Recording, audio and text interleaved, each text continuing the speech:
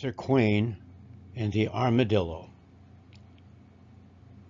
A long time ago, I was walking through a forest. It was the middle of the night. The picture you see here doesn't show you how dark it was. It was so dark I couldn't see my gauntlet in front of my face. A gauntlet is your glove over your hand. And as I walked along, all of a sudden, I stepped on something. Ouch, get off of me. And I said, oh, I'm sorry. I didn't see you down there. Oh, get off of me. Are you a knight walking around in all that armor and you can't see where you're going in the dark? You could have stepped on a bunny rabbit. But what are you? I'm an armadillo. And if you had stepped on a rabbit or a squirrel with all that armor, you would have squashed them. But God gave me this armor, so I was protected. But what is your name, Sir Knight? Oh, I don't like to say my name because it isn't very interesting at all, but I'll tell you since I did step on you. My name is Sir Quain. Sir Quain. How do you spell that? What does that mean? K for knight, W for without, A for Anne, I for interesting, N for name. Sir Quain, the knight without an interesting name. Oh, that is not a good name for a knight like you. You need a much better name than that. Well, I know, but I can't think of one. I'll tell you what. On the other side of the forest, there's a name dragon, and you could go and get a name from the name dragon. A name dragon? I never heard of a name dragon. What kind of a dragon is that? Oh, he breathes smoke out of his nose. The smoke makes letters, and the letters go up and spell all kinds of interesting names. I like that idea. So as soon as the sun came up, we walked along together. But as we walked along, I thought to myself, wait a minute. I wasn't a very chivalrous knight because the armadillo asked me my name, but I didn't ask him his. You need to show interest in people, and even in armadillos. So I said, Sir Armadillo, stop there a moment. What is your name, sir? And the armadillo said, first of all, don't call me sir. I'm a lady armadillo. Well, I'm sorry, my lady, but what is your name? And then she started to cry. Oh, I said, what are you crying about? I just asked you what your name was. I know, but I never had a name. My father and mother couldn't think of a name to give me, so I never had a name. And not only that, I'm going to be an armadillo mommy pretty soon. I've got 4 little armadillo babies growing inside of me, and they're going to be born, and I can't think of any names for them either. Wait a minute. Where are we going right now? We're going to go see the name dragon. Yes. And how long have you known about the name dragon with all those interesting names going up in the sky? Oh, ever since I was little. My mother and father told me about it. Well, why didn't you go a long time ago and get an interesting name for yourself? And now for your little ones.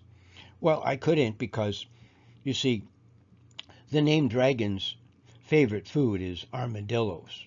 And mother and father told me never go see the name dragon for a name, or I would have been eaten. But you're a knight and you got a sword, and you'll protect me, won't you? Yes, I will. Don't you worry about it. So as we walked along and got closer and closer to the name dragon, suddenly there was all kinds of smoke all over the path, and I started to cough, and it stung too. Children, remember, dragons stink very bad. If you smell something stinky, you better look around. There could be a dragon around, don't you know? Then the wind blew the smoke out of the way, and there, standing before us, was the biggest dragon I'd ever seen. And I said, oh, Armadillo, I don't think I'm going to be able to protect you against that dragon. Let's hide behind that tree over there in those bushes. And she said, "Okay, but you can't protect me?" "No, I don't think so. Not against that dragon." "Oh, we better just go then." "No, we'll be okay. We'll hide in the bushes over there before he sees us, and then we can peek out and you can pick your names." "Oh, all right." So we hid in the bushes and we watched as names came out of his nose. Interesting names too. And pretty soon Armadillo said, "Oh, look at there's some names for my little baby's going to be born. Arma Ursula, Arma Ella, Arma Emma, and Arma Isaac." I said, "Well, those are good names for you and your little ones, but what about your name?" "Oh, Arma Mama, there's my name. Now, you get a name."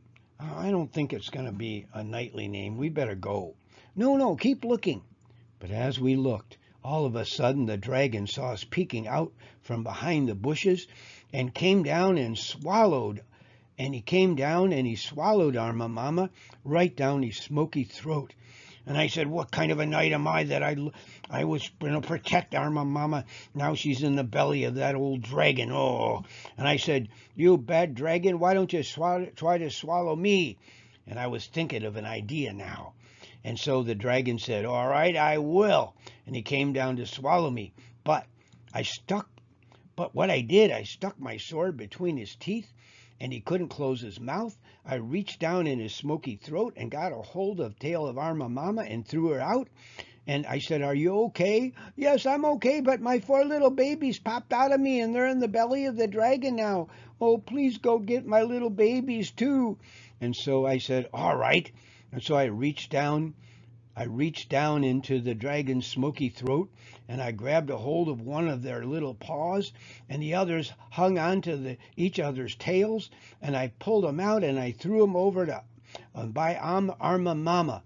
And then I jumped out of that dragon's mouth. I don't know how I did it, but I grabbed his tail, I swung him around, and I don't know how I did it. I just got super strength and I threw him in the river and he drowned because he didn't know how to swim. And Arma Mama and Arma Ella and Arma Emma and Arma Ursula and Arma Isaac, they all lived happily ever after. But I told you this story because you have an interesting name that was given to you by your mother and father. And my real name is Karl. That's my name. It was given to me by my mother and father. And it's an interesting name. But you can make your name become something not very interesting to other people by not being kind to others. For example, let's say I'm a new boy. I come to your school. My name is Karl. And you come up and you're polite and you say, "What's your name, new boy?" I say, "My name is Karl." "Oh, Karl, come look at my castle I made out of popsicle sticks. Isn't it pretty?" And I look at it and I smash it to pieces.